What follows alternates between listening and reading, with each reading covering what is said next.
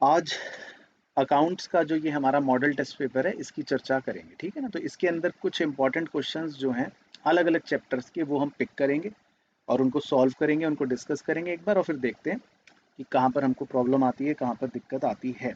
तो आप ये फाइल अपने पास भी निकाल के रख सकते हो, मॉडल टेस्ट पेपर वाली।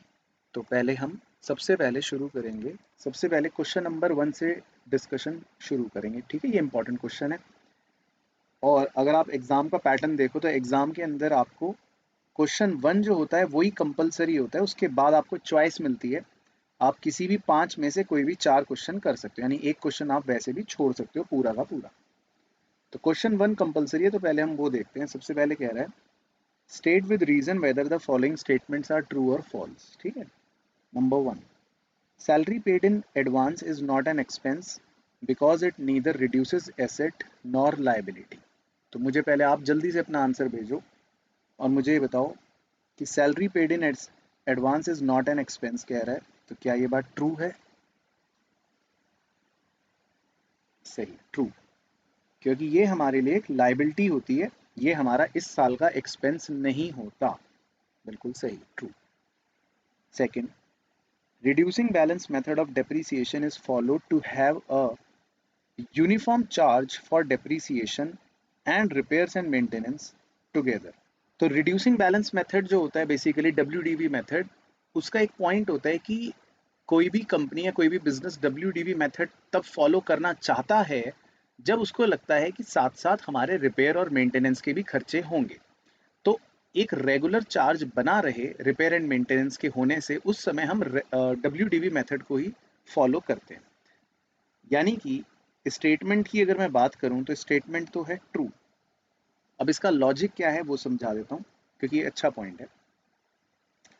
जब हम WDV मेथड की बात करते हैं तो WDV मेथड क्या होता है कि over a period of time, जैसे जैसे समय आगे बढ़ता रहता है, over a period of time जैसे जैसे समय आगे बढ़ता होता है, वैसे वैसे हमारा जो WDV मेथड से डेप्रिसिएशन की वैल्यू है वो उतनी उतनी कम होती रहती है। तो जितना जितना हम आगे बढ़ते रहेंगे डेप्रिसिएशन की वैल्यू उतनी उतनी घटती रहेगी। शुरू में ज़्यादा होगी, फिर कम, फिर कम, फिर कम, फिर कम, फिर कम, है ना, ऐसे होगी। और जो हम अपनी मशीन खरीदते हैं उसमें जो रिपेयर्स होते हैं या मेंटेनेंस होती है, जो रिपेयर और मेंटेनेंस का खर्चा होता है वो शुरू में कम होता है, लेकिन धीरे धीरे ओवर द ईयर्स वो बढ़ता रहता है। मशीन जितनी पुरानी होती है उतना उसका खर्चा ज़्यादा होता रहता है ना। तो रिपेयर एंड मेंटेनेंस जो है वो ऐसे चलती है, शुरू में कम बाद में ज़्यादा। और WDV मेथड का जो डेप्रिसिएशन की वैल्यू होती है वो ऐसे चलती है, शुरू में ज़्यादा बाद में कम। अब इन दोनों को अगर आप टुगेदर कर दो, यानी कि इन दोनों चीज़ों को आप ऐड कर दो, तो आप ये पाओगे, बेसिकली अगर मैं बनाऊं, आप ये पाओगे कि जो रिपेयर एंड मेंटेनेंस है वो शुरू में कम है बाद में ज़्यादा, और WDV का डेप्रिसिएशन शुरू में ज़्यादा है और बाद में कम। तो यानी कि कुल मिलाकर जो प्रभाव पड़ता है डेप्रिसिएशन का और रिपेयर एंड मेंटेनेंस का, वो थ्रू आउट द लाइफ एक रेगुलर हो जाता है, यानी कि मोटा मोटा बराबर हो जाता है। तो WDV में डेप्रिसिएशन शुरू में ज़्यादा होता है और बाद में कम होता है, रिपेयर एंड मेंटेनेंस शुरू में कम होती है बाद में ज़्यादा होती है, और अगर मैं दोनों को टुगेदर कर दूं तो अल्टीमेटली ये पूरा का पूरा एक यूनिफॉर्म बन जाता है। तो ये बात कहना चाह रहा है वो स्टेटमेंट नंबर 2 में, तो इसीलिए ये स्टेटमेंट ट्रू है। तो जब इस तरह की बात हो जिसमें हमें डेप्रिसिएशन और रिपेयर और मेंटेनेंस को टुगेदर लेना हो, तो ऐसे में हम रिड्यूसिंग बैलेंस मेथड या WDV मेथड को फॉलो करते हैं। ये सही कह रहा है। इसके बाद third point, the financial statement must disclose all the relevant and reliable information in accordance with full disclosure principle. बताइए जी। फुल डिस्क्लोजर प्रिंसिपल में कह रहा है कि फाइनेंशियल स्टेटमेंट जो है उसे सब कुछ डिस्क्लोज करना पड़ेगा। तो ये तो ट्रू है, सिंपल है ना, करना पड़ेगा, क्योंकि फुल डिस्क्लोजर प्रिंसिपल का मतलब ही यही होता है। Question point number 4, when there is no agreement among the partners the profit and losses of the firm will be shared in their capital ratio. तो अगर कोई पार्टनर्स के बीच में एग्रीमेंट नहीं है तो वो profit sharing ratio capital ratio में बांटेंगे। गलत कह रहा है, क्योंकि एग्रीमेंट ना होने पर तो वो इक्वली बांटते हैं प्रॉफिट्स को। उसके बाद number 5, debenture interest is payable after the payment of preference dividend but before the payment of equity dividend. Debenture interest जो है वो हम प्रेफरेंस डिविडेंड पे करने के बाद पे करते हैं, ये कह रहा है। सही, बिल्कुल, मतलब भेजा आपने आंसर फॉल्स, क्योंकि डिबेंचर इंटरेस्ट तो बल्कि बाद में नहीं पहले पे करते हैं, प्रेफरेंस डिविडेंड से भी पहले पे किया जाता है। डिबेंचर होल्डर्स को तो हम इंटरेस्ट सबसे पहले पे करते हैं। और उसके बाद number 6, net income in case of person practicing vocation is determined by preparing P&L account. Net income in case of persons practicing vocation is determined by preparing P&L account. तो भाई persons practicing vocation का मतलब ये है कि ये जो है ये बिजनेस प्रॉफिट के लिए नहीं कर रहे हैं, ये बिजनेस कर रहे हैं एक तरह से एनजीओ की तरह, मतलब इनका काम है समाज की भलाई करना। तो ये इनडायरेक्ट एनपीओ वाले लोगों की बात कर रहे हैं, एनपीओ चैप्टर बन गया। तो एनपीओ वालों की हम नेट इनकम जो निकालते हैं वो हम पीएनएल अकाउंट नहीं बनाते, हम बनाते हैं इनकम एंड एक्सपेंडिचर अकाउंट, है ना, क्योंकि एनपीओज का आप पीएनएल नहीं बनाते, आप बनाते हो इनकम एंड एक्सपेंडिचर अकाउंट। उसके बाद बी में लिखा है change in accounting policy may have a material effect on the items of financial statements, explain the statement with the help of an example. तो देखो, कह रहा है कि अगर हम कोई अकाउंटिंग पॉलिसी बदलते हैं तो उससे फाइनेंशियल स्टेटमेंट्स पे प्रभाव पड़ेगा। तो पहली बात तो ये सही है। Explain the statement with the help of an example, तो आपको कोई एग्जाम्पल इसमें कोट करना है बेसिकली, ठीक है। तो आप इसमें कोई भी एग्जाम्पल कोट कर सकते हो। जैसे मैं एक एग्जाम्पल ले लेता हूँ, मान लेते हैं हम इन्वेंट्री की वैल्यूएशन का एग्जाम्पल ले लेते हैं, ठीक है। अगर हमारी कंपनी फॉलो करती है कि हमें फीफो मेथड को फॉलो करना है, तो जब हम फीफो मेथड को फॉलो करते हैं तो हो सकता है हमारे क्लोजिंग स्टॉक की वैल्यू कुछ आ रही हो, लेकिन अगर हमारी कंपनी पॉलिसी को बदल कर और अब वो फीफो की बजाय लीफो मेथड इस्तेमाल करना शुरू कर देगी, तो उससे फिर हमारे क्लोजिंग स्टॉक की वैल्यू भी बदल जाएगी, हो सकता है उससे कुछ और वैल्यू आनी शुरू हो जाए। यानी कि जब हमने अपनी अकाउंटिंग पॉलिसी को चेंज करा, तो अकाउंटिंग पॉलिसी के चेंज करने का जो प्रभाव पड़ा वो हमारे फाइनेंशियल स्टेटमेंट पर पड़ा, क्लोजिंग स्टॉक बैलेंस शीट में आता है। तो जो वैल्यू पहले एक्स थी वो वैल्यू अब वाई हो जाएगी। तो ये एग्जाम्पल बन गया, या ये एग्जाम्पल आप लिख सकते हो कि अगर हम कोई भी अकाउंटिंग पॉलिसी चेंज करते हैं तो उससे हमारे फाइनेंशियल स्टेटमेंट्स पर इफेक्ट पड़ता है, उससे हमारे प्रॉफिट्स भी इफेक्टेड होंगे और उससे हमारी बैलेंस शीट की फिगर्स भी अफेक्टेड हो जाएंगी। ठीक है, ये एग्जाम्पल लिख सकते हो, और आप चाहे डेप्रिसिएशन का भी लिख सकते हो, SLM, WDV, उन मेथड्स का भी एग्जाम्पल कोट कर सकते हो। ठीक है, तो इसमें बस यही छोटा सा पॉइंट पूछ रहा है। इसके बाद है सी पढ़ते हैं, ये भी 4 नंबर का अच्छा क्वेश्चन है। A plant and machinery costing 40 lakh रुपए is depreciated on straight line basis assuming 10 year working life. तब तक आप सॉल्व करना शुरू करो चाहे, एंड जीरो रेसिडुअल वैल्यू, ठीक है। At the end of 4th year, 4 साल खत्म होने के बाद, the machine was revalued upwards by 1,60,000, machine की वैल्यू को 1,60,000 और बढ़ा दिया गया। The remaining useful life was reassessed at 8 years, remaining life जो है वो 8 साल कर दी गई।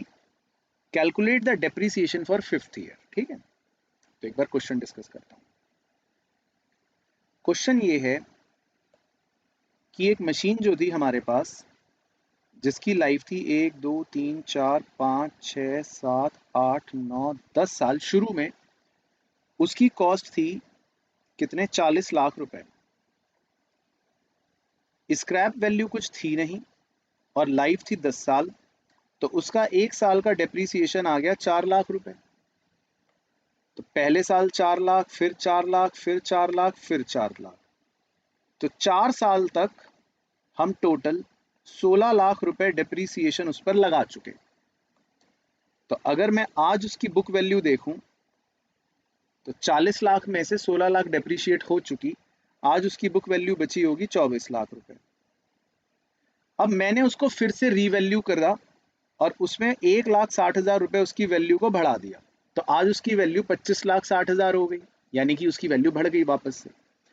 स्क्रैप वैल्यू कुछ है नहीं, और अब रिमेनिंग लाइफ जो है वो हमने रीअसेस कर दी 8 साल रिमेनिंग, 2 साल और बढ़ा दिए, अब रिमेनिंग लाइफ 8 साल हो गई टोटल।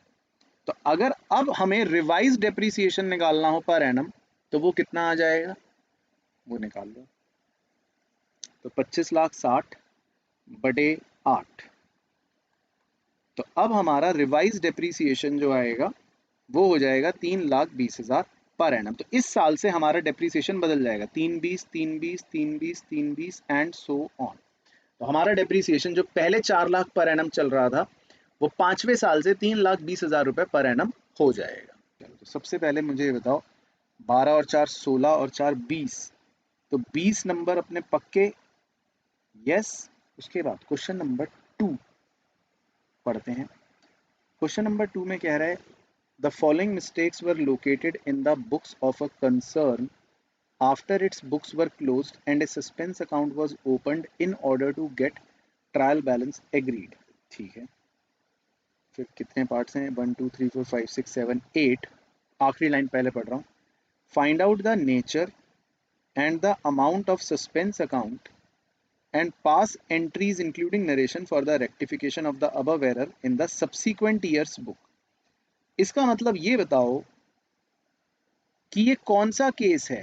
आपको सिखाया था ना कि गलतियां जब पकड़ में आती हैं तो अलग अलग केस होते हैं 3, तो ये कौन सा केस है ये बताओ। हाँ सही, कि गलती पता चली फाइनेंशियल स्टेटमेंट बनाने के बाद, यानी कि अगले साल, अगले साल गलती पता चली।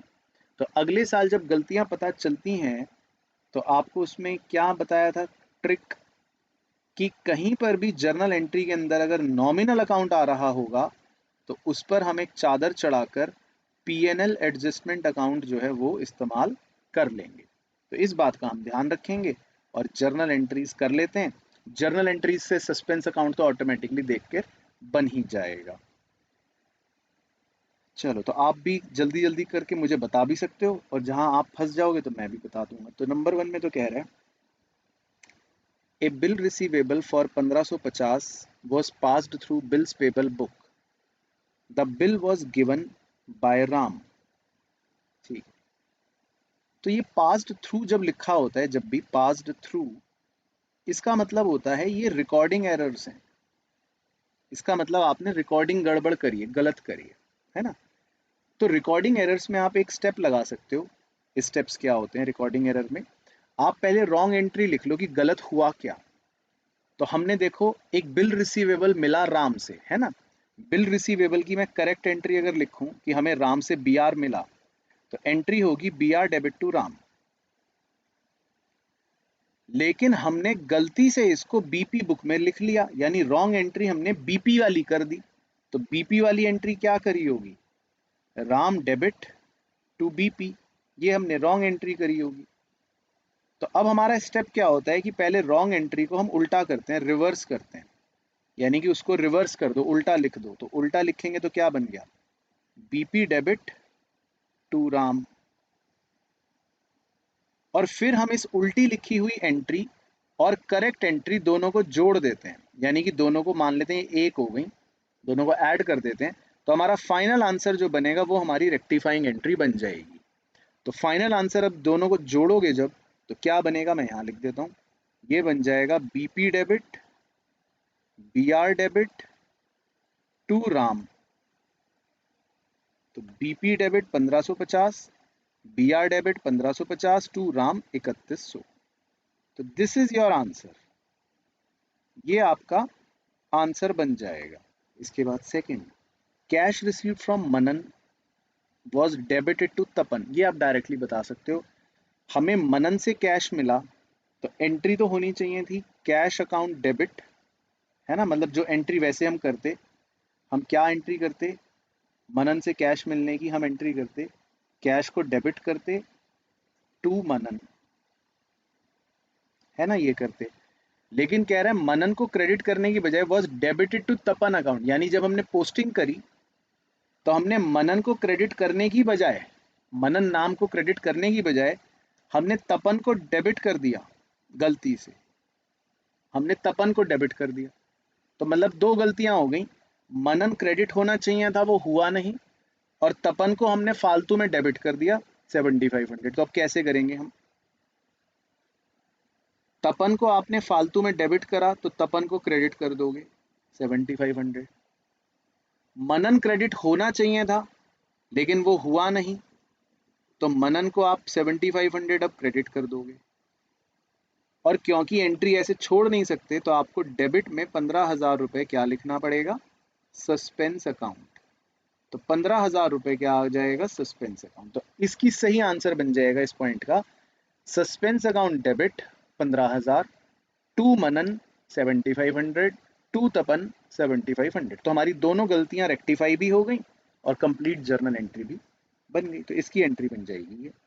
इसके बाद थर्ड गलती देखो ध्यान से, general expenses 2600 was posted in general ledger. General ledger का मतलब है जनरल एक्सपेंस अकाउंट में। जनरल एक्सपेंस अकाउंट को जनरल लेजर कह देते हैं, मतलब इस क्वेश्चन के संदर्भ में, क्योंकि यहाँ जनरल एक्सपेंसेस की बात कर रहा है। तो general expenses ₹2600 was posted in general expense account as 6200। यानी एक्सपेंस डेबिट होना चाहिए था 2600, लेकिन आपने ज्यादा डेबिट कर दिया, आपने 6200 जो है उसको डेबिट कर दिया, है ना। तो अब देखो एंट्री क्या बनेगी, हमने जनरल एक्सपेंस को फालतू में डेबिट करा तो उसको क्रेडिट करेंगे जनरल एक्सपेंस को। कितना डिफरेंस आएगा, 4800, 3600, हाँ सॉरी 3600। और डेबिट में तो कुछ बचा नहीं, तो सस्पेंस अकाउंट को डेबिट करना पड़ेगा 3600। तो टेक्निकली तो ये एंट्री बनेगी, suspense account debit 3600 to general expense 3600। अब याद करो जनरल एक्सपेंस क्या होता है, सर एक्सपेंस तो नॉमिनल होता है, राइट। तो नॉमिनल को आप क्या लिख दोगे रिप्लेस करके, P&L एडजस्टमेंट अकाउंट। तो असली आंसर बनेगा suspense account debit to P&L adjustment account. क्योंकि जनरल एक्सपेंस अकाउंट क्या होता है, नॉमिनल नेचर का होता है ना, एक्सपेंस तो खर्चा है, तो उसको आप रिप्लेस कर दोगे P&L एडजस्टमेंट अकाउंट से। तो ये बन जाएगा इसका सही आंसर। इसके बाद चलो फोर्थ तो बड़ा सिंपल है, सीधा है, डायरेक्टली बता सकते हो आप। सेल्स डे बुक यानी sales book was overcast by 5,000। Sales book जो है वो ओवरकास्ट है 5,000 से। तो वैसे तो एंट्री होती है सेल्स अकाउंट डेबिट, मतलब ओवरकास्ट है, तो sales account debit to suspense account, है ना, डायरेक्ट एंट्री। अब सेल क्योंकि नॉमिनल हो गया तो सेल की जगह मैं क्या लिख दूंगा, P&L adjustment account debit to suspense account. तो इसकी एंट्री डायरेक्ट हो जाएगी sales account debit to suspense account. Sales को रिप्लेस कर देंगे क्योंकि सेल्स नॉमिनल है अनूप, तो सेल्स की जगह क्या आ जाएगा अनूप भाई, P&L एडजस्टमेंट अकाउंट। अच्छा उसके बाद number 5, legal expenses ₹7670 paid to mister Gupta. अब हमने लीगल एक्सपेंस पे करे मिस्टर गुप्ता को, तो इसकी एंट्री वैसे होनी चाहिए legal expense account debit to cash, लेकिन लिखा है was debited to her personal account.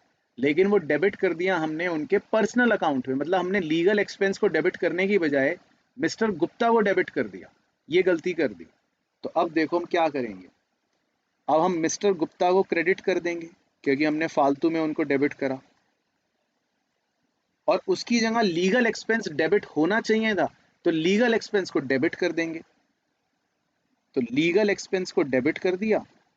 अब लीगल एक्सपेंस क्योंकि नॉमिनल होता है नेचर में, तो उसको रिप्लेस करके उसकी जगह P&L एडजस्टमेंट लिख दिया। तो आपका फाइनल आंसर जो बनेगा वो बन जाएगा ये, P&L adjustment account debit to Gupta 7670। Yes सही, P&L expense debit to Gupta, है ना, सही। इसके बाद नंबर 6 देखते हैं, नंबर 6 में क्या कह रहा है। नंबर 6 में कह रहा है इस सेल ऑफ 25,000 टू टीना। हमने टीना को सेल करी, तो एंट्री होनी चाहिए Tina debit to sale, Tina को डेबिट होना चाहिए। Was wrongly debited to the account of Heena, लेकिन गलती से हमने हीना को डेबिट कर दिया, तो ये तो सीधा सीधा आंसर हो जाएगा। तो टीना को डेबिट करना था, गलती से हीना को डेबिट कर दिया।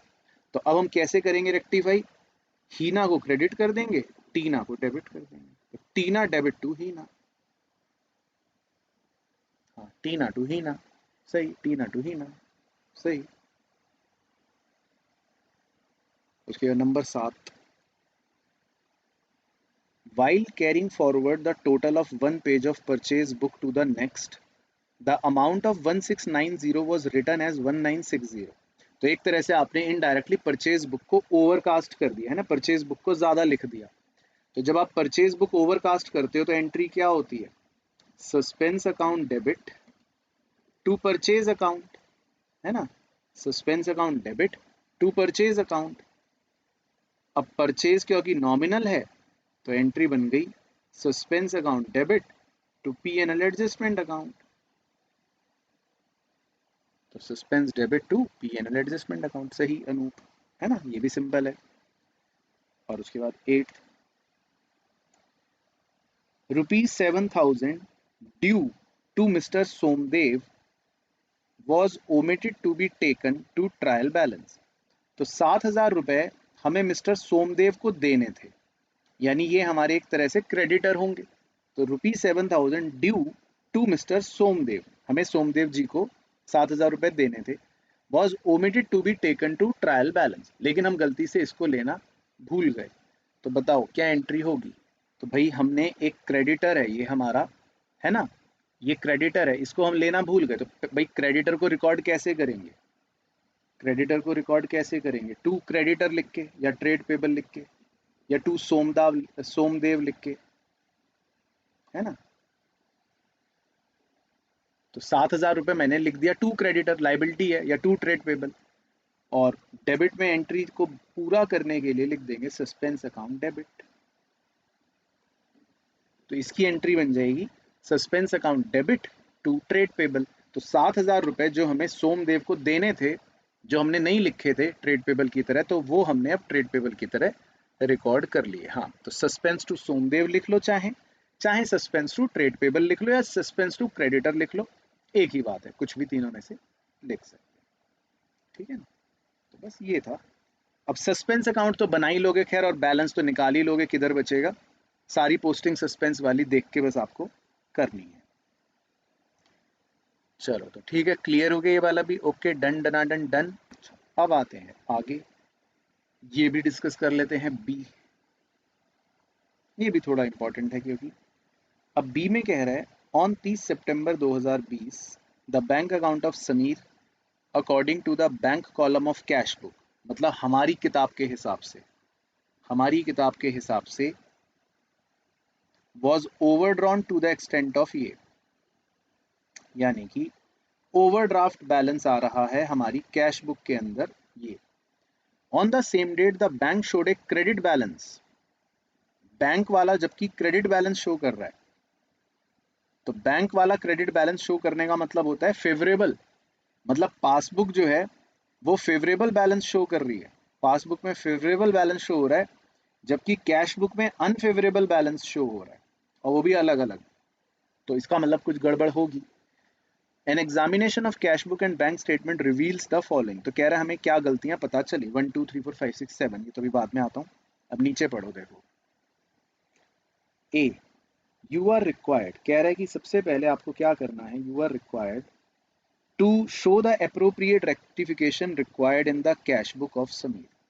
तो पहले तो हमें रिक्वायर्ड क्या करने हैं, रेक्टिफिकेशंस करने हैं, यानी कि हमको क्या प्रिपेयर करनी पड़ेगी, एडजस्टेड कैश बुक, है ना। एडजस्टेड कैश बुक का लॉजिक ये होता है कि भाई अगर कोई मेरी गलती है तो मैं इसमें रिकॉर्ड कर लूंगा, मतलब अपनी कैश बुक के बैलेंस को चेंज कर लूंगा, मेरी गलती नहीं है तो हम छोड़ देंगे। तो पहले तो हम एडजस्टेड कैश बुक बनाएंगे, और उसके बाद फिर हमको बीआरएस कह रहा है कि बनाना पड़ेगा। चलो तो ये चर्चा करते रहते हैं साथ साथ। तो मैं इधर एडजस्टेड कैश बुक का एक रफ सा कॉलम वो बना देता हूँ, ढांचा। और हमारे कैश बुक में फिलहाल जो बैलेंस हमें दे रखा है वो क्योंकि ओवरड्राफ्ट दे रखा है, तो इसीलिए मैं क्रेडिट साइड पर लिख लेता हूँ कितना दे रखा है, 16,248, 16,248, ठीक है, ये दे रखा है। अब हम एक एक गलती पढ़ेंगे और फिर देखेंगे कि ये गलती हमारी है या बैंक की है, किसकी गलती है। Let's see. Number 1, a check for 52,56,000 deposited on 29 September was credited by bank only on 3rd October, यानी सितंबर में नहीं, तो अब हमने एक चेक डिपॉजिट करा 29 सितंबर को, तो हम तो ठीक है, हमने तो चेक डिपॉजिट कर दिया सितंबर को, हमारी तो कोई गलती नहीं है। अब बैंक वाले ने ही उसको अक्टूबर में क्रेडिट करा, ये तो बैंक की गलती है ना, ये तो एक प्रकार का टाइमिंग डिफरेंस है। तो मुझे इससे मतलब नहीं है, ये मैं अपनी कैश बुक में ठीक नहीं करूंगा, इसको मैंने छोड़ दिया पॉइंट को, तो अभी 1 पे मैंने गोला लगा दिया, इसको छोड़ दो। Second, a payment by cheque for ₹64,000 has been entered twice in cash book. Oh, अब मैंने किसी को पे करा 64,000 और मैंने अपनी कैश बुक में 2 बार रिकॉर्ड कर लिया, मतलब कैश बुक को 2 बार ही कम कर लिया। पे करा 64, तो 64 2 बार अपनी कैश बुक में पेमेंट कर दी, तो मैंने गलती करी है, तो मेरी गलती है। तो अब मैं 64,000 से अपनी कैश बुक को बढ़ा लूंगा, क्योंकि मैंने एक बार फालतू में ही कैश बुक कम कर रखी थी।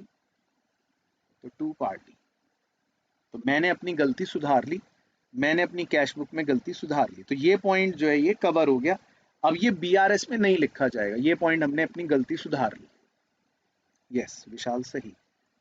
उसके बाद third, on 29 September bank credited an amount of इतने received from a customer Sameer.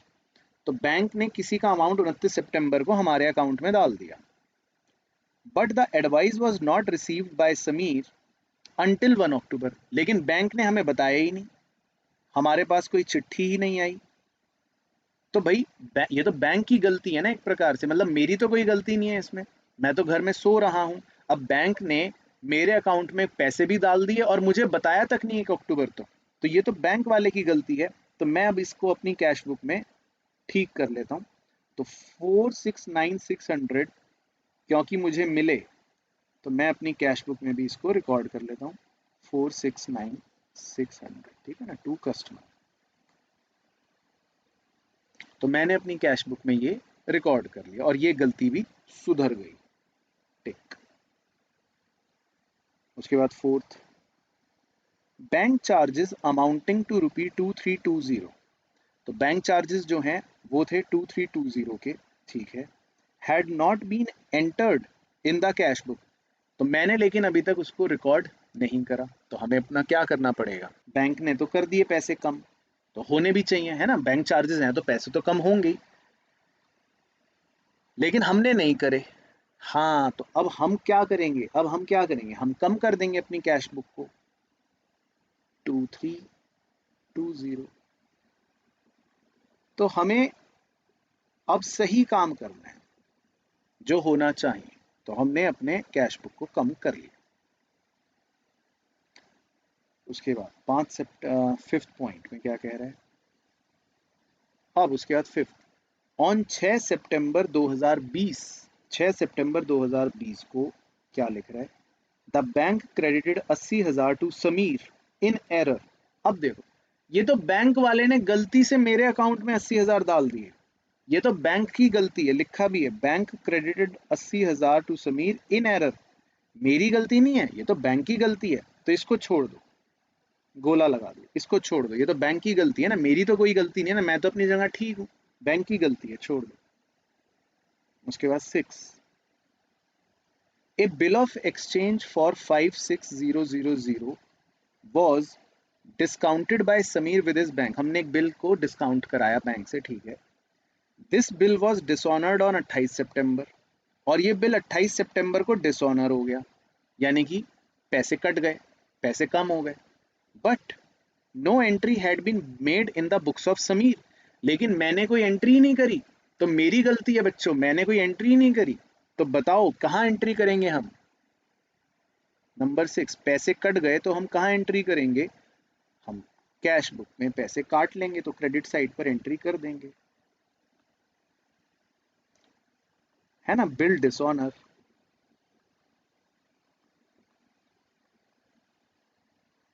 ठीक है, हाँ सही।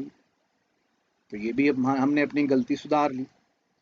उसके बाद सेवंथ में क्या कह रहा है, चेक्स इशूड अप टू 30 सितंबर, हमने चेक इशू कर दिए होंगे, but not presented for payment up to that date. ठीक है, इतने रुपए के, तो हमने चेक इशू कर दिए, तो हम तो ठीक है अपनी जगह, हमें क्या, अब वो पेमेंट के लिए प्रेजेंट नहीं हुई, ये हमारी गलती थोड़ी ना, ये तो उसकी गलती है, तो ये छोड़ दो। तो 157 को हम बीआरएस में डील करेंगे और एडजस्टेड कैश बुक जो है वो अब हमारी क्लोज हो जाएगी। तो अगर इसका बैलेंस हम देखें तो किधर बच रहा है, इसका बैलेंस अगर हम देखें तो क्रेडिट साइड की शक्ल से ज़्यादा लग रहा है 578,568 578,568 में से अब ये दोनों माइनस कर दो तो क्या बैलेंस सीडी बचेगा 44,968। इसका मतलब अब मैं ये मानूंगा, अब यहां से मेरा बीआरएस शुरू होगा कि मेरी कैश बुक का ओवरड्राफ्ट बैलेंस जो है, मतलब मैं बीआरएस इसी के नीचे कंटिन्यू कर रहा हूं, माना ये जाएगा कि अगर मैं बीआरएस बना रहा हूं तो बैलेंस एज पर कैश बुक के हिसाब से मेरा बैलेंस, अब क्योंकि ये ओवरड्राफ्ट है तो ये माना जाएगा 44,968। तो मेरा बीआरएस यहां से शुरू होगा। हाँ यस सही। तो मेरा बीआरएस अब यहां से शुरू होगा और इस बीआरएस में बस मुझे 0.15 और 7 लिखने हैं, बस इस बीआरएस में मुझे 0.15 और 7 को डील करना है, दैट्स इट, और मेरा आंसर आ जाएगा बस। और किसी पॉइंट को डील नहीं करना, वो हो गए। तो अब 157 को सोच लेते हैं कैश बुक के हिसाब से। ये है कैश बुक, ये है पासबुक। तो 1 में लिखा था कि हमने चेक डिपॉजिट कर दिए, ठीक है, तो हमारी कैश बुक तो बढ़ गई, लेकिन बैंक ने वो क्रेडिट करे बाद में, लेकिन पासबुक अभी भी नीचे, तो कैश बुक बढ़ गई, पासबुक अभी भी नीचे। तो हम अब कैश बुक के हिसाब से क्वेश्चन सॉल्व कर रहे हैं, तो कैश बुक को कम कर देंगे। तो 52 56 को मैं माइनस वाली साइड में लिख देता हूँ। तो हमने कैश बुक कम कर दी। उसके बाद 5वां point, on 6 September bank credited 80,000 to Sameer in error. Bank ने 80,000 रुपए क्रेडिट कर दिए, तो पासबुक बढ़ गई। अब हम कैश बुक को क्या करेंगे, हम कैश बुक को भी 80,000 रुपए अब बढ़ा देंगे। तो कैश बुक में मैं 80,000 रुपए कर दूंगा प्लस, ठीक है। और 7th पॉइंट में लिखा था हमने चेक्स इशू करे, तो यानी कैश बुक कम हो गई, लेकिन वो अभी तक प्रेजेंट नहीं हुए 5304 के। तो पासबुक अभी भी ऊपर है, कैश बुक नीचे, तो हम कैश बुक को क्या करेंगे, बढ़ा देंगे। तो 5304, तो 5304 को कर दिया प्लस। तो अब आप दोनों साइड का टोटल करके देख लो, हालांकि आ ही जाएगा वो तो, है ना। तो अगर आप टोटल करोगे तो आ जाएगा, ठीक है। तो करना है क्या, हाँ सर करना तो है, एक बार तो कर लेते हैं।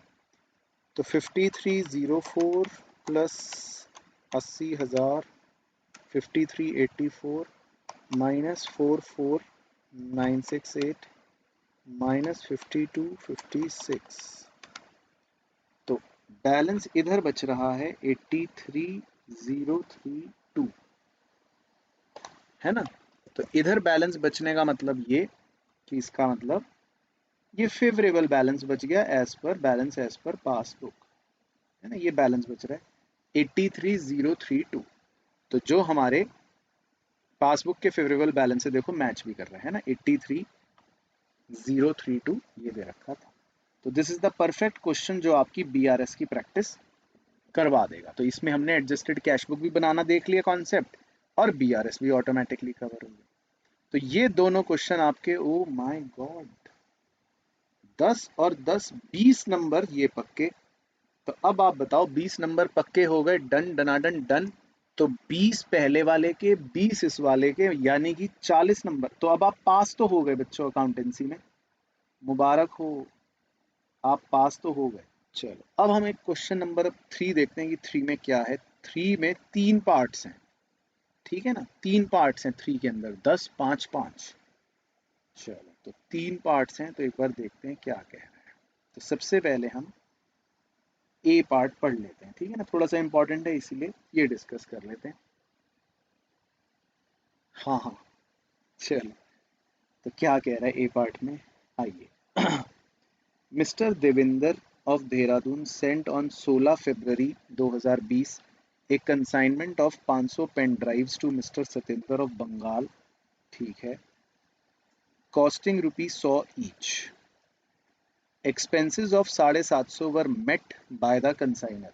750 जो है ये कंसाइनर का खर्चा आ गया, ठीक है। तो मैं यहाँ छोटा सा डायग्राम इसके नीचे बनाता रहता हूँ। तो मान लेते हैं ये डी आदमी है, तो डी आदमी ने क्या करा, डी आदमी ने 500 पेन ड्राइव्स भेजी जिनकी लागत थी ₹100 ईच, और इसमें कंसाइनर का खर्चा आ गया ₹750 का। Satendra spent 1500 for clearance and selling expenses were ₹20 per pen drive.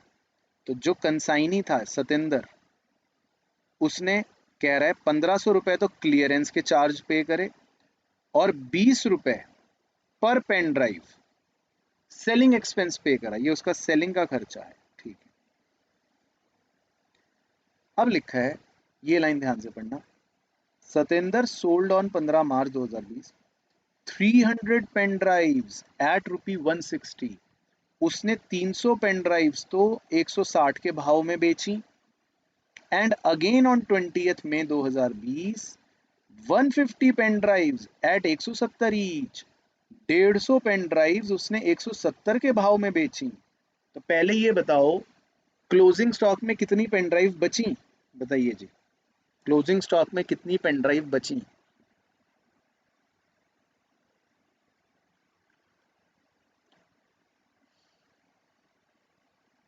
तो शुरू से क्वेश्चन देख सकते हो आप, वेरी सिंपल, यस सही।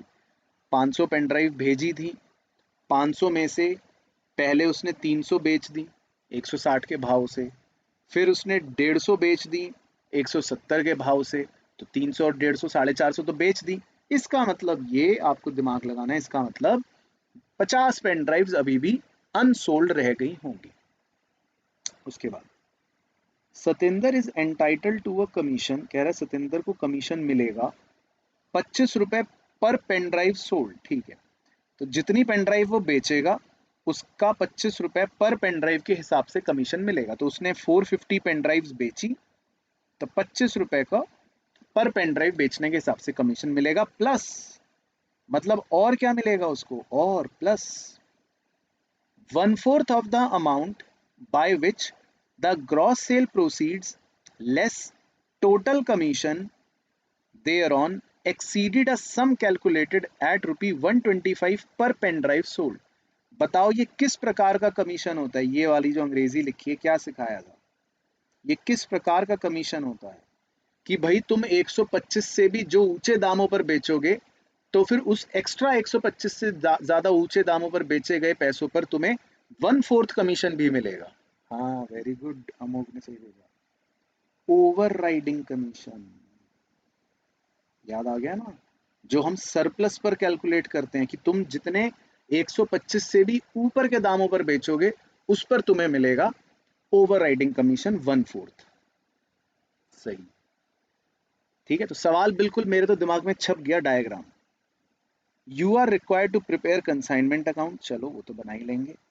एंड सतेंद्र अकाउंट, वो तो और आसान, इन द बुक्स ऑफ देवेंद्र, है ना, सिंपल ट्रेडिशनल क्वेश्चन। तो अब हमें जो वर्किंग्स चाहिए एक बार बताता हूँ, पहले वो सॉल्व कर लेंगे। दो चीजें इंपॉर्टेंट है इसमें, एक तो क्लोजिंग स्टॉक, क्योंकि 50 पेन ड्राइव अनसोल्ड रह गई, तो 50 पेन ड्राइव्स की क्लोजिंग स्टॉक की वैल्यू, एक तो ये करेंगे वर्किंग, और थोड़ा सा सतेंद्र ने जो कमीशन दी, कमीशन मिला सतेंद्र को, एक वो कर लेते हैं, ठीक है। तो पहले मुझे एक बार ये बताओ, क्वेश्चन पूरा अच्छे से क्लियर हो गया, सारी फिगर्स, कहीं कोई डाउट दिक्कत तो नहीं है क्वेश्चन में। तो अब हम पहले क्लोजिंग स्टॉक की वर्किंग करते हैं और साथ साथ उसका कॉन्सेप्ट भी रिवाइज हो जाएगा। तो 50 पेन ड्राइव्स थी हमारे पास, तो आपको क्या सिखाया था, 50 पेन ड्राइव्स थी क्लोजिंग स्टॉक में। तो 50 पेन ड्राइव्स की अगर मैं इनिशियल कॉस्ट ले लूं, तो ₹5000 तो सीधा सीधा इसका मतलब क्या है उनका, 50 पेन ड्राइव्स की कॉस्ट प्लस प्रोपोर्शनेट कंसाइनर का भी खर्चा। अब कंसाइनर ने कितने रुपए खर्च करे थे, कंसाइनर ने खर्च करे थे 750 रुपए।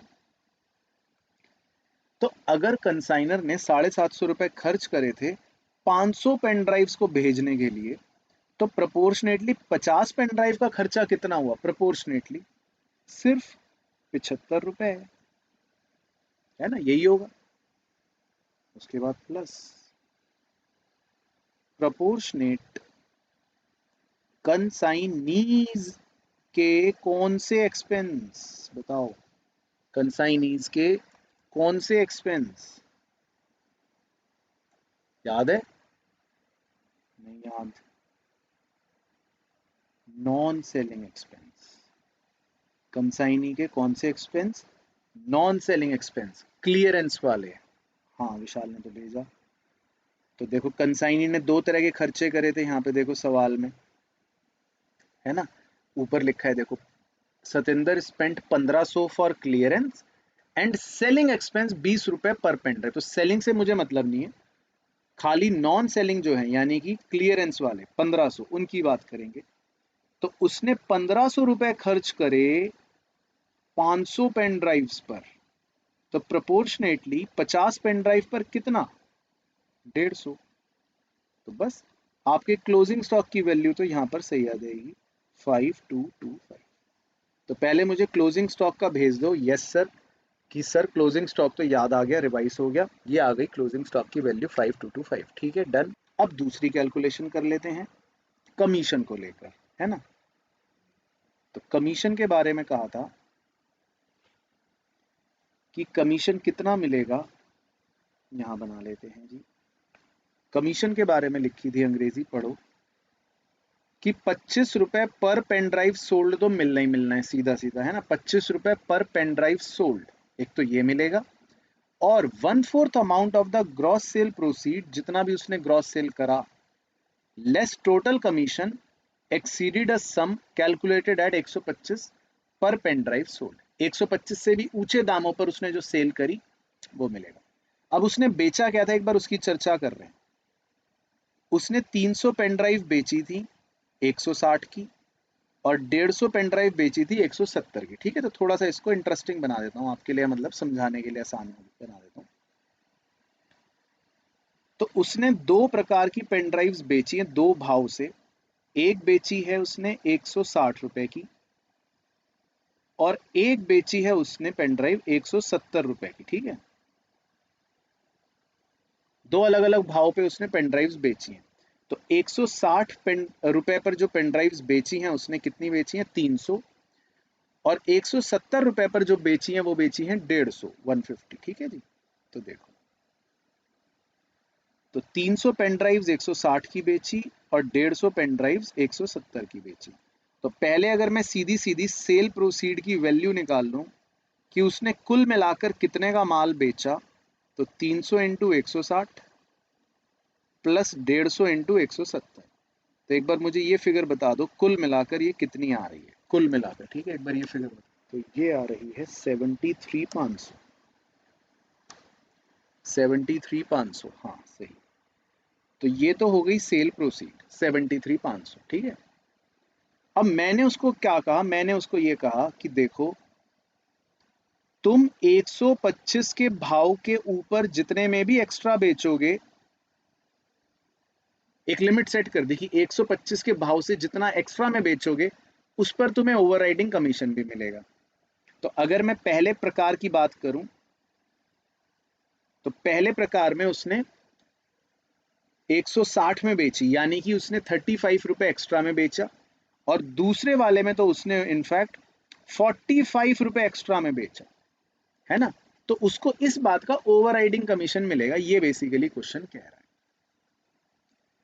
तो अगर हम पहले उसका कमीशन की बात करें और कमीशन के पहले पार्ट को निकालें, कि यहां से पढ़ना, Satendra is entitle to a commission of ₹25 pen drive sold. तो उसने 450 पेन ड्राइव बेची, तो 450 पेन ड्राइव का 25 रुपए सीधा सीधा, ये तो उसको मिलना ही मिलना है। तो ये कितना हो गया? 450 इंटू 25, 450 इंटू 25, तो कितना हो गया जी? मान लेते हैं कमीशन x ले लेते हैं, ठीक है, उसका टोटल कमीशन एक्स फिगर मान ली, ये मैंने एज्यूम कर लिया, तो टोटल कमीशन उसको क्या मिला इज इक्वल टू 25 रुपए तो पर पेन ड्राइव सोल्ड, जो उसने पेन ड्राइव बेची 450, उन पेन ड्राइव्स पर उसको 25 रुपए तो सीधे सीधे मिल ही गई, ये तो उसको सीधा सबसे पहले ये मिल गया, प्लस लिखा था और, प्लस और उसे क्या मिलेगा, लिखा था और उसे मिलेगा 1/4, किसका 1/4, जो उसने ऊंचे दामों पर सेल करी है उसका 1/4, और लेस टोटल कमीशन, यानी कि ये भी अंग्रेजी में दे रखा था, है ना। तो देखो ये अंग्रेजी आप ध्यान से पढ़ना दोबारा, 1/4 of the amount by which gross sale proceeds less total commission exceeded a sum calculated at 125 रुपए पर पेन ड्राइव सोल्ड, ठीक है ना। तो अगर मैं 125 रुपए पर पेन ड्राइव सोल्ड, पहले ये निकाल लो कि 125 रुपए पर पेन ड्राइव सोल्ड, तो वो कितना बनेगा, 125 रुपए और उसने 450 पेन ड्राइव्स बेची हैं, तो ये फिगर कितनी बन जाएगी, 125 रुपए पर पेन ड्राइव सोल्ड, ये कितना बन जाएगा, एक बार ये बताना, 125 रुपए इंटू पर पेन ड्राइव सोल्ड 450, 56,250, 56,250, यस सही।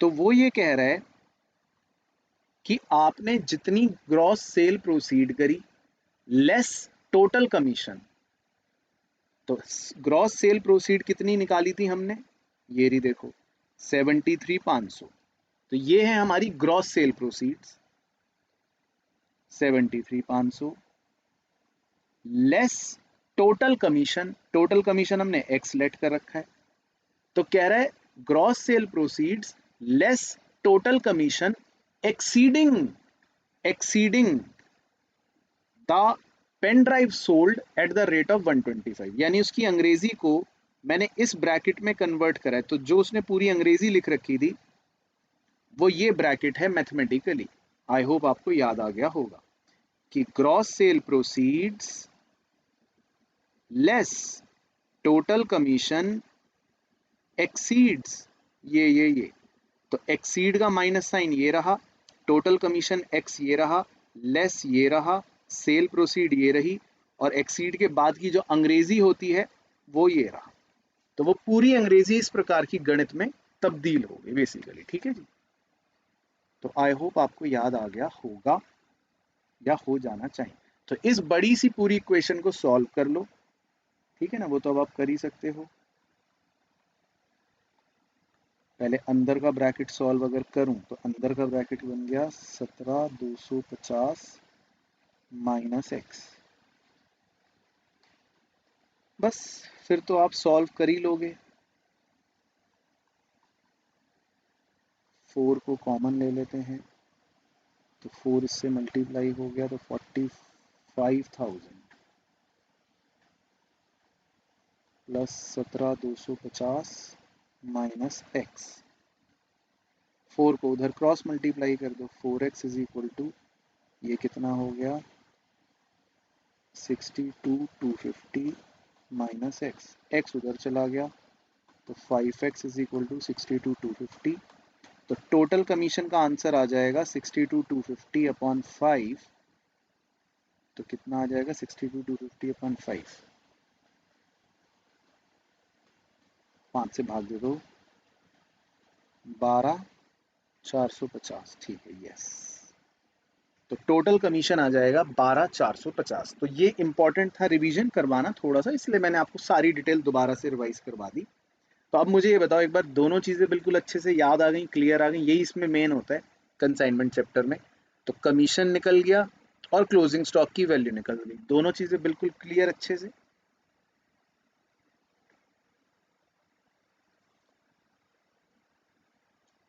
ओके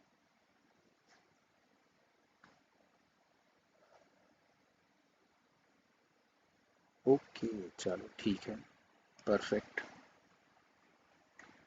तो अब ये भी हो गया, अब जो है सिर्फ मुझे अकाउंट बनाना है, तो अकाउंट में फटाफट से यहां बना देता हूं, या इनफैक्ट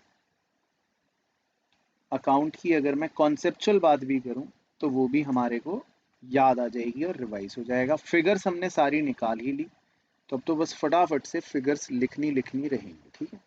तो कंसाइनमेंट अकाउंट जो हम बनाएंगे तो कैसे बनाएंगे, सबसे पहले जो हमने गुड्स भेजे थे, ठीक है, मैं शॉर्ट में लिख रहा हूँ, गुड्स भेजे थे, तो हमने 500 पेन ड्राइव भेजी थी 100 रुपए की, तो ये लिख लिया। उसके बाद जो कंसाइनर का खर्चा होता है उसके लिए लिखते हैं हम टू बैंक, वो लिख दिया। उसके बाद जो कंसाइनी यानी सतेंद्र का खर्चा होता है तो क्या लिखते हैं, टू सतेंद्र या टू कंसाइनी। तो उसने क्या क्या खर्चे करे, उसने 1500 रुपए तो क्लियरिंग चार्ज दिया था, ठीक है। 20 रुपए पर पेन ड्राइव सोल्ड उसका सेलिंग एक्सपेंस था, तो 20 रुपए पर पेन ड्राइव सोल्ड, तो यानी कि 9000 रुपए उसका सेलिंग एक्सपेंस था।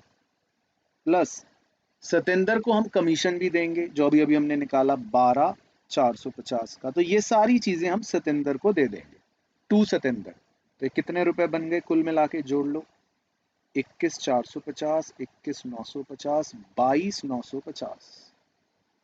तो ये हो गया जी टू सतेंद्र। सतेंद्र को इतने रुपए अब हम दे देंगे। उसके बाद बाय जो सतेंद्र ने माल बेचा, बाय सतेंद्र, वो भी हमने निकाल लिया था, कितने का बेचा था सतेंद्र ने, 73,500। और बाय कितना क्लोजिंग स्टॉक बचा था, वो भी हमने वर्किंग नोट में निकाल ही लिया था, है ना, वो सबसे पहली वर्किंग वही करी थी ऊपर, 5225। तो 5225 का हमारा क्लोजिंग स्टॉक बच गया था। तो बस यही था कॉन्सेप्ट, और कोई पांचवी छठी चीज तो है नहीं। तो इधर का आप टोटल कर लो, देख लो किधर का ज्यादा आ रहा है, इधर का ज्यादा आ रहा है, 78725, 78725। तो यहाँ जो बैलेंस बचेगा वो हो जाएगा आपका प्रॉफिट बेसिकली। तो ये देख लो कितना बचेगा, 73 माइनस कर दोगे तो बचेगा 5025 बचेगा प्रॉफिट। और सतेंद्र का अकाउंट तो आप बना ही सकते हो। सतेंद्र के अकाउंट में तो बस आपको क्या पोस्टिंग करनी है, एक ये पोस्टिंग कर दोगे डेबिट साइड में, एक ये पोस्टिंग कर दोगे क्रेडिट साइड में, जो भी बैलेंस बचेगा वो टू बैंक या बाय बैंक। हाँ सही, 502 है। तो ये आ जाएगा आपका कंसाइनमेंट प्रॉफिट, सही। तो अब मुझे बताओ कि बिल्कुल अच्छे से क्लियर हो गया कंसाइनमेंट का ये क्वेश्चन, आपको याद भी आ गया, रिवाइज भी हो गया, और सारी चीजें इसमें हमारी डिस्कस भी हो, ठीक है। इसके बाद बी पार्ट जो है ये सिंपल है, ये मैं इसलिए टिक लगा रहा हूँ, ये आप अपने आप कर लोगे क्योंकि मैं मान के चल रहा हूँ ये तो रिवीजन में सिंपल है। वो एक ही दिन पे सारे बिल देना चाहता है, यानी कि एवरेज ड्यू डेट निकालनी है आपको, तो एवरेज ड्यू डेट जो है वो आप निकाल सकते हो, तो मैं इस पर टिक लगा रहा हूँ। और इसी तरह सी पार्ट में भी आपको सिंपल है, सेल और रिटर्न बेसिस कि आपको सिर्फ वो कह रहा है कि सेल और रिटर्न अकाउंट बनाओ और डब्ल्यू कस्टमर का अकाउंट बना के दिखा दो, तो ये भी हमने बुक से क्वेश्चन कर रखा है, सेम है। तो जितना भी सामान बेचा वो आ जाएगा, भेजा वो आ जाएगा, उसमें से कितना बिक गया, कितना रिजेक्ट हो गया और कितना बैलेंस बच गया, वो हम सेल और रिटर्न अकाउंट के अंदर दिखा देंगे। और कस्टमर डब्ल्यू ने बस जो अप्रूव करा वो डब्ल्यू के अकाउंट के अंदर दिखा देंगे। तो मतलब ये सिंपल क्वेश्चन है, तो मैं इसलिए इसको मान रहा हूँ कि ये आप कर लोगे। चलो क्वेश्चन नंबर 4 एक बार देख लेते हैं कि ये क्या है, ठीक है। चलो, alpha and beta are partners, तो कह रहा है अल्फा और बीटा जो हैं ये पार्टनर्स हैं, ठीक है। Sharing profits and losses in the ratio 3:2। The balance sheet of alpha and beta is as follows, उनकी एक बैलेंस शीट दे रखी है, सिंपल बैलेंस शीट है, कोई दिक्कत नहीं है। उसके बाद कह रहा है Gamma was admitted to the firm on the above date, ठीक है। और गामा 1/6 शेयर के लिए एडमिट हो रहा है, और गामा अपने साथ 50,000 रुपए कैपिटल लेकर आ रहा है, ठीक है। Second point, the new profit sharing ratio of alpha beta and gamma will be 3:2:1। नया प्रॉफिट शेयरिंग रेशियो हो गया 3:2:1। उसके बाद Gamma is unable to bring cash for his share of goodwill, partners therefore decide to raise the goodwill account in the books. तो देखो, अब कह रहा है कि पार्टनर्स गुडविल को रेज करना चाह रहे हैं बुक्स के अंदर। तो जब वो पार्टनर्स गुडविल को रेज करने की बात करेंगे, तो यानी कि इसमें पहले हमें रेज करना पड़ेगा। तो रेज कैसे करते हैं गुडविल? गुडविल रेज होती है गुडविल अकाउंट डेबिट, जो भी वैल्यू होगी, to old partners, old ratio में, ठीक है ना। तो ओल्ड पार्टनर्स के बीच में हम ओल्ड रेशियो में ये एंट्री पास करके गुडविल को क्या कर देंगे? रेज कर देंगे। ये तो हो गई इस पॉइंट की एंट्री। और फिर आगे लिखा है, they further decided to calculate goodwill on the basis of Gamma's share in the profit. और गुडविल कैलकुलेट कैसे होगी? जो हमारे हिडन गुडविल के स्टेप्स होते हैं वो लगाकर, यानी कि गामा के शेयर को बेस बनाकर हम गुडविल कैलकुलेट करेंगे, ठीक है ना। वो एक बार देख लेंगे चाहे। और फिर कह रहा है, लेटर, बाद में, the goodwill was return of among all the partners in the new profit sharing ratio. इसका मतलब बाद में वही गुडविल राइट ऑफ भी हो गई नए प्रॉफिट शेयरिंग रेशियो में नए पार्टनर्स के बीच में। तो अल्फा, बीटा और गामा को डेबिट करके गुडविल जो भी आएगी वो कर देंगे, और ये राइट ऑफ करेंगे हम न्यू रेशियो में। तो ये बेसिकली गुडविल को पहले रेज करा तो रेड वाली एंट्री, फिर गुडविल को राइट ऑफ करा तो व्हाइट वाली एंट्री। अच्छा, उसके बाद फोर्थ, ये भी हो गया थर्ड पॉइंट। फोर्थ में कह रहा है, the furniture is to be written down by 1750। Furniture की वैल्यू कम हो जाएगी, ठीक है, नुकसान हो गया। स्टॉक डेप्रिशिएटेड बाय 10%, ये नुकसान हो गया। Provision is required at 5% for bad debt, ये नुकसान हो गया। Provision would also be made for outstanding wages for 3120, ये भी नुकसान हो गया। तो चार तो नुकसान हो गए। Value of building be appreciated be brought up to, ये तो बिल्डिंग की वैल्यू बढ़ जाएगी तो फायदा हो गया। एंड वैल्यू ऑफ इन्वेस्टमेंट भी इंक्रीज्ड बाय 900, तो ये भी फायदा हो गया। ये दोनों फायदे हो गए। उसके बाद fifth, it is found that creditor included sum of 2800 which is not to be paid off. Creditor को 2800 अब हमें पे नहीं करने पड़ेंगे, तो ये भी फायदा हो गया। तो इन दोनों पॉइंटों से रिवैल्यूएशन अकाउंट तो आप सीधा सीधा बना लोगे, है ना। तो ये तो मैं मान के चल रहा हूँ कि पॉइंट नंबर 4 और पॉइंट नंबर 5 से रिवैल्यूएशन अकाउंट बन जाएगा। उसके बाद कह रहा है पार्टनर का कैपिटल अकाउंट बनाओ। तो पार्टनर के कैपिटल अकाउंट में हम क्या क्या पोस्टिंग करेंगे वो बता देता हूँ। देखो, जो भी बैलेंस बीडी है पहले वो लिख लोगे पार्टनर्स का, फिर नया पार्टनर जो कैश लाया वो लिख लोगे।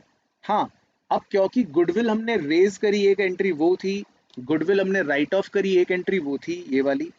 तो गुडविल की इन दोनों एंट्रियों की पोस्टिंग कर देंगे हम, एक दो।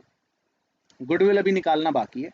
और एक जो हम रिवैल्यूएशन बनाएंगे या रिवैल्यूएशन अकाउंट बनाएंगे, उस रिवैल्यूएशन अकाउंट से जो भी प्रॉफिट या लॉस आएगा, उस रिवैल्यूएशन प्रॉफिट या लॉस को भी हम पार्टनर कैपिटल में ही पोस्ट कर देंगे, बस। तो यही पोस्टिंग होंगी और फिर आपके बैलेंस बच जाएंगे। और उसके बाद वो कह रहा है बैलेंस शीट बना दो। तो बैलेंस शीट के अंदर तो आप सारी रिवाइज्ड फिगर्स लिख दोगे, ठीक है ना। तो ये है बेसिकली इस क्वेश्चन का पूरा एनालिसिस। और गुडविल का मैं बस फटाफट एक बार डिस्कशन कर लेता हूँ कि गुडविल निकालते कैसे हैं। अगर हम भूल गए तो हम नए पार्टनर की जो कैपिटल है वो लिखेंगे 50,000 और उसको मल्टीप्लाई कर देंगे उसके शेयर के रेसिप्रोकल से। उसका शेयर था 1/6, तो उसके रेसिप्रोकल 6/1 से मल्टीप्लाई कर दिया। और फिर हम माइनस करेंगे फर्म की जो नेटवर्थ है। नेटवर्थ कैसे निकालते हैं? ए और बी की दोनों की मिलाकर जो भी एडजस्टेड कैपिटल है, यानी कि सारे के सारे पोस्टिंग करने के बाद, यानी कि जो वो उनको रिवैल्यूएशन लॉस हुआ वो माइनस करने के बाद जो भी बैलेंस बचेगा, और गामा की कैपिटल जो है वो जोड़ देंगे। तो इस ब्रैकेट को कहते हैं नेटवर्थ। तो हम क्या करेंगे, हम 50,000 इंटू 6/1 उसमें से माइनस कर देंगे नेटवर्थ, तो हमारे पास गुडविल की वैल्यू आ जाएगी। ये स्टेप इसमें आपको लगाना है। तो वो मैं मान के चल रहा हूँ कि इतना तो आप कर ही लोगे, बस। उसके बाद तो पोस्टिंग्स करनी है और रिवैल्यूएशन तो सही बन ही जाएगा। तो अब एक बार देखो कि क्वेश्चन का ये पूरा एनालिसिस मतलब क्लियर है अच्छे से। क्वेश्चन आप कर लोगे, कहीं कोई दिक्कत तकलीफ तो नहीं लगेगी। तो 15 नंबर का क्वेश्चन, ओ गॉड, देखो ये जो हमने डिस्कस करा अभी पार्टनरशिप का क्वेश्चन, ये 15 नंबर का है। और 5 नंबर में क्या है ये बस एक बार देख लेते हैं। इसमें बेसिकली शक्ल से ही दिख गया, एक मैन्युफैक्चरिंग कंपनी है जो मैन्युफैक्चरिंग एक्टिविटियां कर रही है। तो उस कंपनी का opening work in progress, closing work in progress, ठीक है, डायरेक्ट है। उसके बाद उस कंपनी का opening raw material, closing raw material और परचेज। तो इससे आपको क्या याद आया कि हम क्या निकालते हैं, रॉ मटेरियल कंज्यूम्ड। तो रॉ मटेरियल कंज्यूम्ड आप कैसे निकालोगे, opening raw material plus purchases minus closing raw material. तो इससे आपका रॉ मटेरियल कंज्यूम्ड आ जाएगा। उसके बाद हायर चार्जेस ऑफ मशीनरी इतने रुपए पर यूनिट ऑफ मैन्युफैक्चर्ड, ठीक है, वो हम निकाल लेंगे। 70 पैसे को मल्टीप्लाई कर देंगे जितने हमने मैन्युफैक्चर करे यूनिट्स। उसके बाद हायर चार्जेस ऑफ फैक्ट्री वो दे ही रखा है 7,80,000, ठीक है। उसके बाद डायरेक्ट वेजेस कॉन्ट्रैक्टेड एट 0.80 पैसा पर यूनिट मैन्युफैक्चर्ड। तो जितने यूनिट्स मैन्युफैक्चर्ड करे 80 पैसा डायरेक्ट वेजेस हो गई, और 40 पैसा क्लोजिंग स्टॉक का, क्लोजिंग WIP का खर्चा हो गया, ये निकाल लेंगे। और रिपेयर एंड मेंटेनेंस 5,40,000, ठीक है ना। तो ये इनडायरेक्ट खर्चा हो जाएगा, ये भी लिख लेंगे। और यूनिट्स हमने कितने बनाए, 15 लाख यूनिट्स। तो 15 लाख यूनिट्स को जब आप मल्टीप्लाई करोगे तो आपको ये मिल जाएगा, ये मिल जाएगा, ये मिल जाएगा अकॉर्डिंग। तो खर्चे वर्चे सारे डेबिट में लिख दोगे बस। मैन्युफैक्चरिंग अकाउंट का कह रहा है ढांचा बना दो। तो ये डायरेक्ट क्वेश्चन है, तो मैं इस पर टिक लगा रहा हूँ क्योंकि सेम क्वेश्चन हमने किताब का कर भी रखा है, बस फिगर्स अलग हैं, बाकी कॉन्सेप्ट सेम। चलो इसके बाद एक और डिस्कस कर लेते हैं। हम्म, अब देखो इसमें है ये छोटा क्वेश्चन NPO का 15 नंबर का, लेकिन ये क्वेश्चन 15 नंबर का है। और ये है हमारा कंपनी अकाउंट्स का क्वेश्चन, जिसमें शेयर, डिबेंचर और लास्ट क्वेश्चन तो थ्योरी का है। तो ये क्वेश्चन एक बार देख लेते हैं मेनली, इसका भी डिस्कशन कर लेते हैं। क्वेश्चन नंबर 6 का, Daniel limited invited application for issuing 1 lakh equity share of 20 each, ठीक है। The amount were payable as follows, 6 रुपये एप्लीकेशन के, 10 रुपये अलॉटमेंट के, 4 रुपये फर्स्ट कॉल के। Application were received for 1,50,000 share, यानी कि over subscription, and pro rata allotment was made to all the applicants. तो हमने सभी के सभी को प्रो राटा अलॉटमेंट के हिसाब से शेयर दे दिए। Money over paid on application was adjusted towards allotment money, ठीक है। X to whom 3,000 shares were allotted fail to pay the first and final call money. तो एक बदमाश जो है एक्स, जिसके पास 3,000 शेयर्स हैं, उसने फर्स्ट एंड फाइनल कॉल नहीं दी। हिज शेयर्स वर फोरफिटेड, उसके शेयर फोरफिट कर दिए कंपनी ने। Out of the forfeited shares, उसमें से 2500 shares were reissued as fully paid up, यानी कि 20 रुपए पेड अप। तो 2500 शेयर कंपनी ने उसमें से री इशू करे हैं, और लिखा है री इशू प्राइस कितना है, एट ₹16 पर शेयर। तो री इशू जो करे हैं वो 16 रुपए के री इशू करें, ठीक है ना। तो सिंपल बात है। Pass the journal entry to record the above transaction in the books. तो मतलब मेरे हिसाब से तो ये क्वेश्चन बिल्कुल सिंपल है, फ्री के 10 नंबर।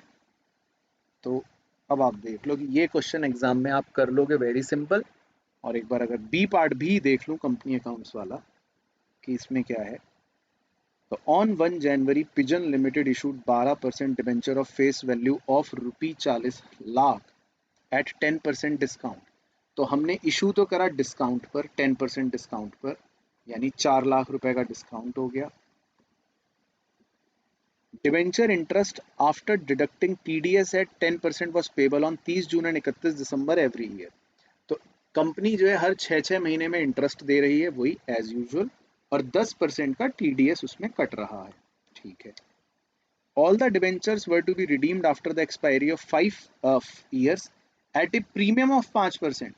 5% का हमें प्रीमियम भी पे करना है ऑन रिडम्शन, यानी कि 2 लाख रुपए का प्रीमियम ऑन रिडम्शन भी हो गया। तो कह रहा है pass the necessary journal entry for the accounting year 2020।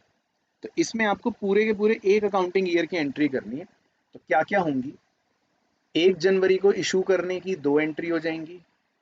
उसके बाद 30 जून को आप इंटरेस्ट दोगे, टीडीएस उसमें काट के पे करोगे, वो एंट्रियां हो जाएंगी। फिर 31 दिसंबर को फिर से इंटरेस्ट दोगे, टीडीएस काट के, वो एंट्रियां हो जाएंगी। ईयर का एंड भी है क्योंकि, तो वो आप पीएनएल में ट्रांसफर कर दोगे। मतलब कि सारी एंट्रियां एक साल की जो होनी है वो इसमें आ जाएंगी। तो आई होप वो आपको याद होंगी, तो वो हम कर सकते हैं डायरेक्टली। मतलब क्वेश्चन डिस्कस करना था तो क्वेश्चन में कोई ऐसा बड़ा पॉइंट नहीं है जो अलग से डिस्कस करना पड़े। ठीक है, तो मतलब अगर रफली रफली भी अंदाजा लगाया जाए तो मान लो हम एग्जाम में ये वाला क्वेश्चन करते, 10 और 5 15, 15 नंबर तो पक्के। शॉर्ट नोट तो किसी भी दो पर आप लिख ही सकते हो, है ना। बिल्स ऑफ एक्सचेंज और इसकी वेरियस पार्टीज बड़ा आसान है। ड्रॉ, ड्रॉई, पेई, इस पे लिख सकते हो। रिटायरमेंट बड़ा आसान है कि जब हम पैसे जल्दी पे कर देते हैं बिल के, उसको रिटायरमेंट बोलते हैं, जिस पर हम आमतौर पे रिबेट भी मिलते हैं। तो आप किसी भी दो पर आप छोटे छोटे नोट्स इसमें लिख सकते हो। तो मान लो थ्योरी में 1-2 नंबर कट भी गए तो 3 नंबर मान लो इसमें मिल गए, ये 5 ले ही आओगे ये 10 ले ही आओगे। तो इस क्वेश्चन में आपको मिल गए 18 नंबर। इसके बाद एक क्वेश्चन छोड़ना होता है, मान लो ये क्वेश्चन हमने छोड़ दिया था। उसके बाद ये क्वेश्चन जिसमें 15 नंबर का पार्टनरशिप के वो पक्के और 5 नंबर का मैन्युफैक्चरिंग ये पक्का। तो मतलब 20 नंबर आप इसमें ले ही आओगे, ऐसा मान लेते हैं। उसके बाद क्वेश्चन नंबर 3 जो था 10 + 5 + 5 कंसाइनमेंट से ही, एवरेज ड्यू डेट तो सिंपल ही होता है, और सेल और रिटर्न बेसिस वो सिंपल होता है। तो मतलब इसमें 20 नंबर तो आप ले ही आओगे। मैं मान लेता हूँ एक गलत कर दिया आपने, 15 मिल गए। एक गलत कर दिया, ऐसे मैं मान रहा हूँ, बस ऐसे बाय चांस गलती कर दी।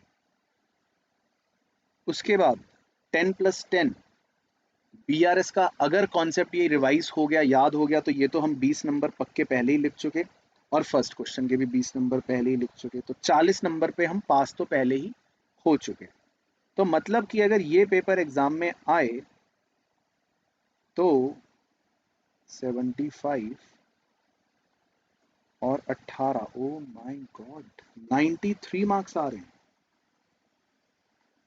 अगर ये पेपर एग्जाम में आ जाए तो 93 मार्क्स आ रहे हैं, जिसमें मैंने एक क्वेश्चन आपका वैसे जबरदस्ती गलत करवाया, क्या पता 98 आ जाते। तो बेसिकली अब तो कोई टेंशन नहीं है। एक बच्चा शुरू में कह भी रहा था डर है, तो आप बस रिवाइज करते रहो। क्वेश्चन जो भी बनेंगे, जैसे भी बनेंगे, वो इसी पैटर्न के बनेंगे एग्जाम के अंदर, जो हम यानी कि आप कर लोगे। चलो ठीक है बच्चों, तो बस आज तो यही डिस्कस करना था हमको अकाउंटेंसी का, है ना। फिर नेक्स्ट वीडियो में मैं कोशिश करूंगा कि एक और कोई मॉडल टेस्ट पेपर फिर आपके साथ डिस्कस करता हूँ। तो तब तक आप रिवाइज करना अपना अच्छे से, और अगर आपको मिलेगा समय तो इसी तरह से कोई एक मॉडल टेस्ट पेपर आप भी अपनी प्रैक्टिस खुद करके देख लेना, है ना। तो फिर आपको अच्छा कॉन्फिडेंस आ जाएगा, and which is sufficient for exam. चलो ठीक है फिर बच्चों, तो आज के लिए इतना ही करेंगे, बाकी फिर हम करते हैं अपने नेक्स्ट सेशन में। चलो bye bye, tata, take care.